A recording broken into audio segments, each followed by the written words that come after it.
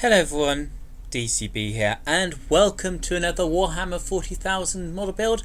In this one we are building the Space Marine Captain from the Command Starter set. As you can see on the sprue here, it also has the Necron Lord, which is on the left. Space Marine Captain is on his right. I'll be building this one with the shield and the sort of dead Necron on the ground and doing that in sort of like a dynasty colour. Of course, I'll be painting these in my own chapter colour scheme, the Avenging Angels, and I'll be having the closed helmet design, as it's just easier for me to paint closed helmets rather than faces and stuff like that. I'll give you a bit of the lore as well as doing this time-lapse video. I hope that you enjoy this. So let us begin the build. Leads from the front. By his example shall his men know what it is to be of the Adeptus Astartes, and from his teachings shall they learn the trade of battle in the Emperor's name. No ordinary man can be a captain, for many are the paths to victory, and he must be the master of them all. His very being shall be an extension of the Emperor's work. With every strike of his sword, with every word of his speech, does he reclaim the ideas of the honoured master. He will vanquish the darkness and heresy with every thought, word, and deed. So shall his coming be a sign of deliverance to doleful and a herald of dismay to all traitors. No living man shall stay his wrath. From the teachings of Robuche Gilliam. A captain is a senior Adeptus or Primaris Space Marine officer who commands one of the 10 companies in a standard Space Marine chapter or Primaris Space Marine chapter that follow the decades of the Codex Astartes. These hardened veterans have proved themselves in the maelstrom of battle as members of their chapter's elite first company, or through their bloody and distinguished service in their own company prior to the death of their predecessor and their ascension to command. As penultimate masters of the battlefield, captains are able to read its ebb and flow and adjust their battlefield formations accordingly. Leading from the front, by his example shall a captain's men know what it is to be an Adeptus Astartes, and from his teachings they shall learn the trade of battle in the Emperor's name. As Space Marine Commander is a determined leader whose ranks spears of past littered with beaten enemies. It is not enough for a commander to simply be a skilled fighter. He must also have a superhuman grasp of strategy and tactics in order to guide his forces to victory. Centuries of battlefield experience have taught him every fact of war, trained him in the tools of slaughter, and honed his wits to the level of instinct. With the merest glance, a commander can apprise a war zone, see every threat and opportunity presented by the shifting lines of battle, and devise how to victory can be assured. Clad in their personal heraldry, wielding ancient relic weapons, some of which date back to the days of the Horus Heresy itself. Space Marine captains are among the most inspirational figures in the Imperium. Each is a skilled operator and strategic genius who leads his brothers to victory time and again. A company's warriors obey their captain's orders without question or hesitation, trusting in his many solar decades of experience to conduct them. The captain's guidance increasing the value of his battle brothers tenfold, and this justifies their faith in him with every command. A captain coordinates his warriors with deadly precision and inspires his followers to fight with a dedication and spirit that cannot be instilled by discipline and training alone. The role. Each captain is a hardened veteran Astartes, a master strategist who's proven his powers in battles as a member of the chapter's elite first company, or, as said earlier, through distinguished service in his own company as a squad sergeant prior to the death of the previous captain. In addition to his chapter's rank, each captain also bears one or more honorific titles associated with the command of particular companies or responsibilities. Some, such as Master of the Watch and Master of the Recruits, are common titles in use across almost all Space Marine chapters, whilst others, such as the White Scar's Master of the Hunt, are products of a specific chapter's history and culture. These titles often bring with them additional duties and responsibilities. For example, the Master of the Fleet must just be that, not only a skilled commander, but an expert in void warfare, who looks to the upkeep, deployment, and, on occasion, command of his chapter's battle barges, strike cruisers, and escort frigates. Equally, the Master of Rites has a secondary role that tallies closely with that of the chaplains of the ecclesiarchy. To him falls the honour of leading many of his chapter's most sacred rites alongside the Master of Sanctity, and it is his responsibility to ensure that all companies are joined by a significant strength of chaplains. Other titles are products of a particular chapter's history, culture, and military specification. The captain of the White Scar's fourth company is traditionally the Master of the Hunt, while the Aurelius Talon's chapter, specializing in space warfare, maintains no less than 5 Master Bombardiers among the company commanders. The Raven Guards, for example, name company officers Shadow Captains, while the Black Templars use the epithet Marshal. Individual captains can also be assigned to command missions that require the deployment of elements of the chapters beyond their own company. In these situations, an individual captain takes on the temporary rank of force commander and gains precedence over even other captains assigned to the mission. It is not enough for an Adeptus captain to be a skilled warrior. Each chapter boasts many such men among its roster. He must also have, as said earlier, a superhuman grasp on military strategy and combat tactics, as well as the intelligence to employ them in the ever-changing arena of warfare. It is commonly said that in the Imperium that, in terms of raw military might, even Space Marines is easily worth a dozen or so Imperial Guardsmen. Under the command of an experienced captain, this value can swell tenfold. A Space Marine captain is not simply a master of warfare. He must also have the gift of diplomacy and political adroitness, where most imperial planetary governors and commanders are more than happy to receive aid from the Space Marines when in trouble.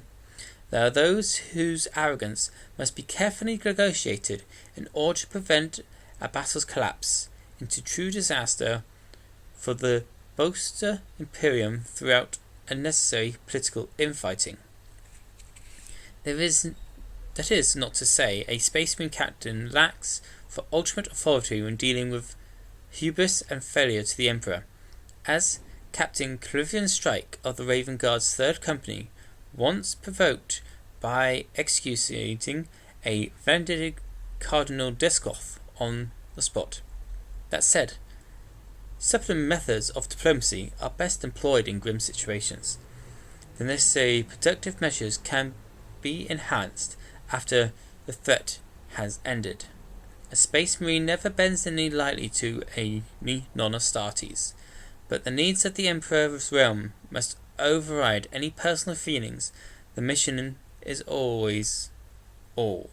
Humanity shall be saved from its own petty feelings, even if it must be done one world at a time. And that was the law.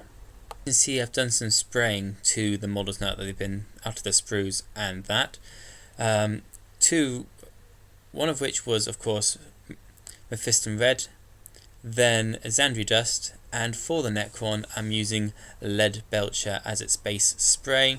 These are just standard sprays that you can get from Games Workshop. Obviously shaken for 2 minutes before the spray, and then 1 or 2 light sprays. It doesn't settle in too badly to the recesses. Now for the Space Marine Captain, I'm going to give his whole armour a good 2 thin layers of Evil Sun Scarlet.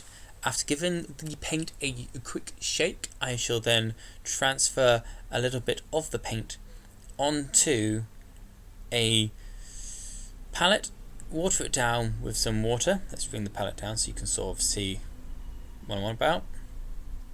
So take a little bit out of the pot here, put it on there, a little bit more, like that. Dip me paintbrush in some water, thin it down so it doesn't clump up too much. And then with the armour, every bit that I want a lighter red of this Razaka red, I'm just going to paint over like this. It doesn't matter at this point if I get it on other bits that I don't want to be this lighter red. I can always go over them later. This will be done in 2 thin coats, and the second coat will be done off screen. It must also be said that at this point I don't know exactly what dynasty I'll be painting the Necron, but the Necron will be painted off camera, just so I don't have to worry about doing that. But this is just to give you some ideas of what to paint your Space Marine chapter, how to pick out sort of differences if you're going with one pure colour of a chapter, for example, like Imperial Fists, Raven Guard, so on and so forth. But I hope that this inspires you to paint your own chapter, or any chapter that you want to. Hopefully you can see that after that's been dried, you can see the red of the Razaka red really being come through there. Next we're going on to the lovely colour of Balthazar Gold. This is for pauldrons, the hands and the shoulder guards of the Avenging Angels. It just helps pick up some of the details and gives it a bit of a different colour instead of just being one solid colour for the entire model. It's just what I want to do.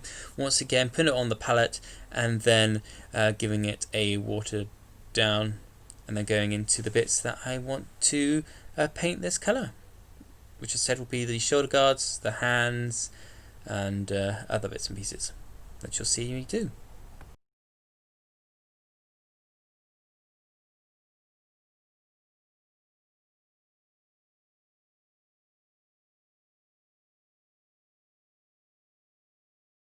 Now using some Wraith Bone, this will help with any of the skeletal features, the skeleton on the shield, any of the oath papers, stuff like that. This is just to help with lighter bits. Once again, putting it from the pot onto the palette here, watering it down with some water, and then putting it on the bits that I want. As I said, for example, the oath papers, the big tabard coming down off here. Quite a bit will be done with this. Once again, it'll be done in 2 thin layers, just to make sure it settles properly and not to over clump it in one massive layer. If I do go over any of the bits I've pre-painted, I could always just go over them again with the paints that I've already done.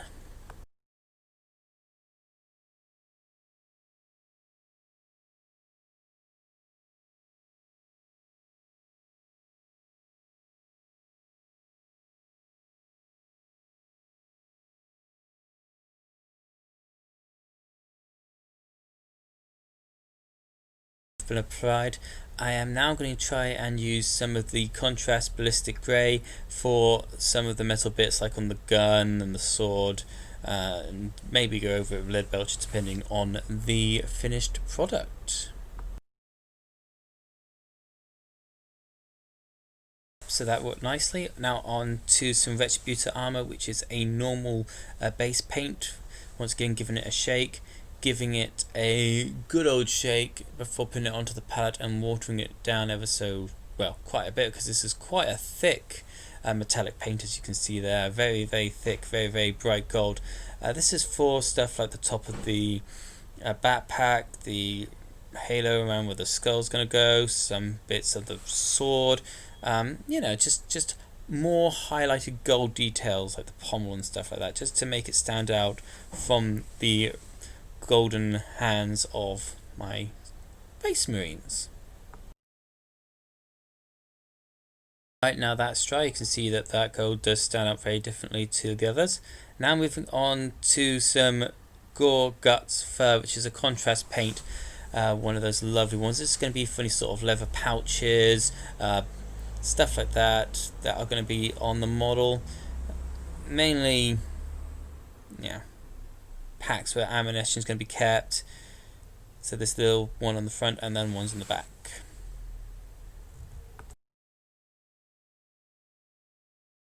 Now that's drying, we're moving on to Skeleton Horde. This will be for the skeleton and the oath papers.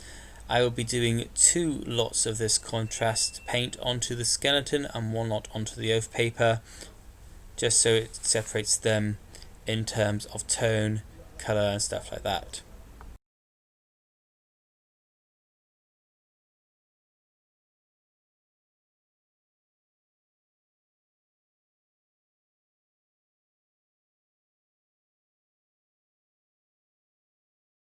Now for the trim, I'm using some Warp Block Bronze. This is just to add once again a different sort of layer to the trims of the shoulder pads and stuff like that. As always, give it a shake, water it down, and then 2 layers onto the rims.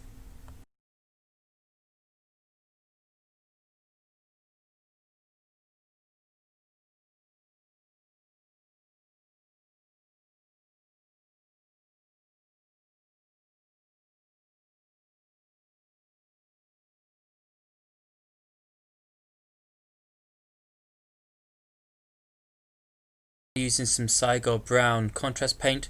This is going to be for the sort of robes and any sort of like darker string that I want to have on the model, like around the arm here, and of course on the actual big body as itself, making sure to get in all the gaps and stuff like that.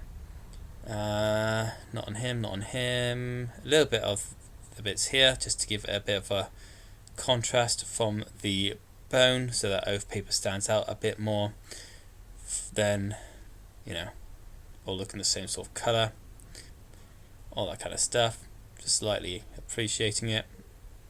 And then of course onto the tabard like this, making sure I don't go over anything too much, but if I do, I can always repaint those colours as always.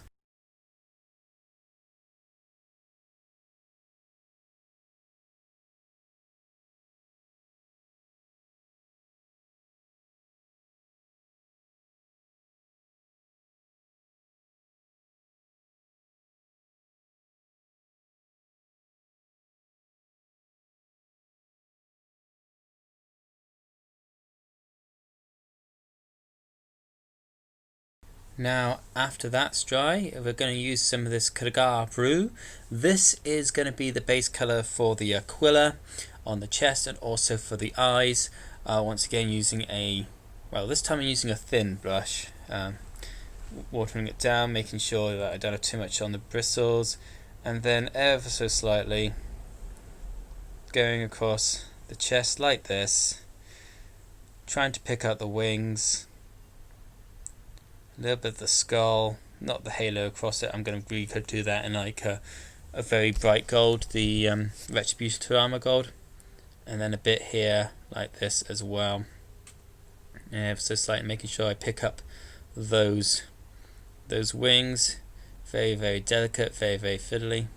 Make sure the paint spreads out just to the edges like that, and then very carefully the eyes as well.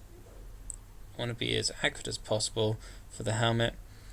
These will have another blue over it to make them look powered on, and put them in there like that, like so, just ever so slightly and ever so carefully.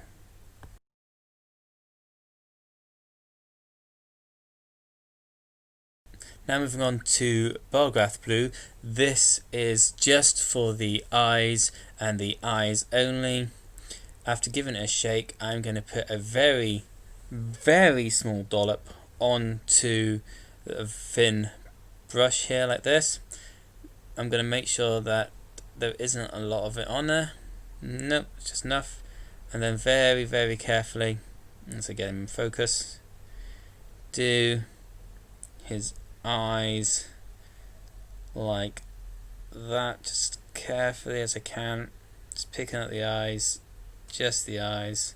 If I do go over in the helmet, I'm going to obviously wash over that with the gold, the Balthasar, and you can see where that put that Retributor armor onto the chest piece as well, making those eyes alive with power behind the suit, so that the systems are working, and it also gives them a bit more of a, helps them stand out more from the, you know, the Balthasar gold headpiece for this particular model like that. Look at that glowing power.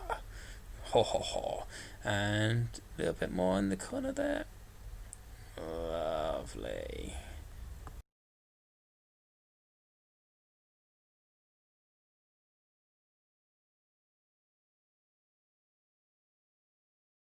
Right, and now all that is left to do, I suppose, is put together.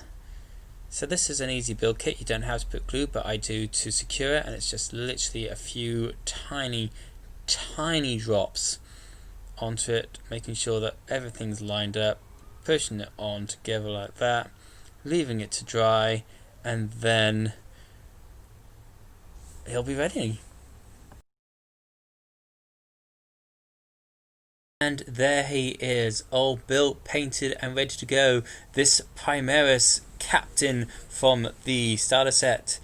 As you can see, very, very impressive looking model with the skull, the skeleton on the shield there, the blue eyes shining through, the golden halos, all the highlighting that was done, the dead Necron warrior, the base which was painted off camera as I said it was.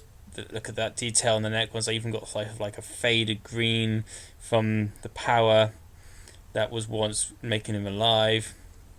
All that kind of fun stuff. The sword, the oath papers, a brilliant model. Of course, I can still get better and improve, which I'm hopefully getting there, and as you can probably see, I've been doing. So I hope that you've enjoyed the video. Don't forget to leave a comment, like, rate, and subscribe. And until the next one, this is DCB for the Emperor.